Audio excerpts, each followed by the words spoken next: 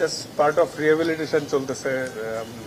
Board থেকে আমাদের national trainer physio এবং ইউকেতে আমি যেই স্পেশালিস্টদেরকে দেখাইতে গেছিলাম তারা সবাই একসাথে মিলে যে প্রোগ্রাম সেট করেছে এগুলা রিহ্যাবিলিটেশনের পার্ট। আজকে নিয়ে প্রায় 5টা সেশন গেল এবং শর্ট রানে লাইট বোলিংও শুরু করেছি। এই তো চলতেছে। আপনি কি ফিল করছেন মানে কবে ব্যাক করতে পারবেন বা কি মনে হচ্ছে নিজের কাছে? এক্স্যাক্টলি কবে ব্যাক করব এটা তো পার্টিকুলার ডেট বলাটা ডিফিকাল্ট, বাট সোফার যেটা আমাদের টার্গেট ইনশাল্লাহ সামনে শ্রীলঙ্কা সিরিজ থেকে, তো জুনের শ্রীলঙ্কা সিরিজ থেকে টার্গেট জুনের প্রথম দিকে আশা করা যাচ্ছে যদি কোনো সমস্যা না থাকে। তো এভাবে যেমনে চলতেছে আমি খুশি এতে, আলহামদুলিল্লাহ এখনো কোনো কমপ্লেন নেই। যদি এভাবে সুন্দর স্মুথ যায় তাহলে তো খুবই ভালো, তাহলে আশা করছি শ্রীলঙ্কা সিরিজ থেকেই হওয়া সম্ভব। বিসিবিতে কি বলা মানে আপনি বললেন না শুরু করতে পারবে, মানে এটা কি এক্সাক্ট ডেটটা ছিল নাকি জুন থেকে আসতে পারবে নাকি মানে ফিল করছেন নাকি? না আসলে না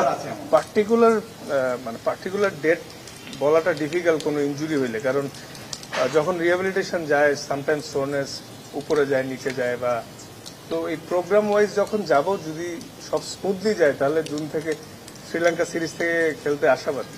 যদি এর মাঝখানে আল্লাহ না করুক কোনো প্রবলেম হয় তখন হয়তো আমাদের ম্যানেজমেন্ট থেকে তারা আবার ডিসিশন নেবে, আমরা একসাথে মিটিং করে কি করা যায়। বাট আশা করছি প্রবলেম হবে না, যেহেতু ওইখান থেকে ভালো সুখবর দিয়েছিল যে সার্জারি ছাড়াও রিহ্যাবিলিটেশনে সুস্থ হয়ে যাওয়া সম্ভব।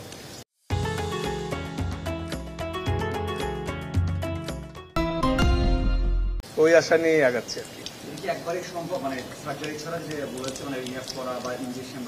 ফাস্ট বোলারদের ক্ষেত্রে না ভাইয়া, যে জায়গাটা ব্যথা নেই ওই জায়গায় স্ক্যান করলে কিছু আসবে। আসলে সারা শরীরেই তো স্ক্যান করলে বেড়া পাওয়া যাবে, কিন্তু দুই পায়ে একই প্রবলেম আছে, কিন্তু লেফট ফুটে সোরনেসটা আসছে কারণ ল্যান্ডিং ফুট, এজন্য। তো এটা আসলে এই মানে এটাই আমি বলতে পারবো যে আরো 6 সপ্তাহের মতো বলা হয়েছিল টোটাল, অলরেডি তো 2.5 সপ্তাহ হয়েও গেছে। তো সামনে আগাইতে পারলে বুঝতে পারবো যে কত প্রোগ্রেস কি। লাস্ট কোশ্চেন, মানে এটা ছবি তুললেন, মানে আপনি যে বাংলাদেশ বড় ব্র্যান্ড, মানে এটা এখন সবাই পরিচয় করে এইভাবেই, এটা কেমন লাগে আর দায়িত্ব করতে বাড়িয়ে দেয় কিনা? হ্যাঁ আলহামদুলিল্লাহ, ইটস এ ব্লেসিং যে ইংল্যান্ডের যারা পর্যবেক্ষণ করতে এসেছে তারাও চিনেছে এবং এই ফলো ক্রিকেট। এটা একটা অনেক সম্মানের বিষয়, বাংলাদেশ টিমের মতো ইন্টারন্যাশনাল একটা টিমকে এতদিন ধরে রিপ্রেজেন্ট করতে পারছি, আলহামদুলিল্লাহ অবশ্যই সম্মানের। আল্লাহ যাতে আরো তৌফিক দিয়ে, আপনারা দোয়া করেন আমি যাতে আরো অনেক বছর সার্ভিস দিতে পারি এবং সম্মান আরো উপরে নিতে পারি।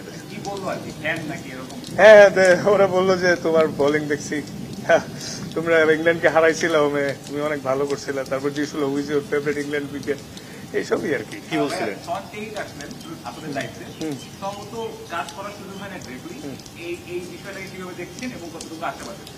না আশা করছি সে ভালো কিছুই হবে, বিকজ ও নিজেও অনেক বড় ফাস্ট বোলার ছিলেন এবং অস্ট্রেলিয়ার মতো টিমে বেশ অনেক লম্বা সময় খেলেছে।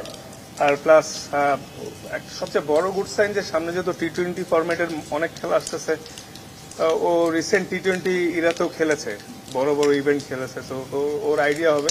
আশা করছি ওর এক্সপিরিয়েন্স আমাদেরকে হেল্প করবে। আসলে ন্যাশনাল টিমে এসে একটা বলারকে খুব বেশি হেল্প করার তেমন কিছু থাকে না, জাস্ট গেম অ্যাওয়ারনেস আর ছোট টেকনিক্যাল ইস্যু, বিকজ ন্যাশনাল টিমে এসে আসলে নিজের কোচিং নিজেরই করতে হয়, বাট বড় কোচটা থাকলে কাজটা অনেক সহজ হয়ে যায়।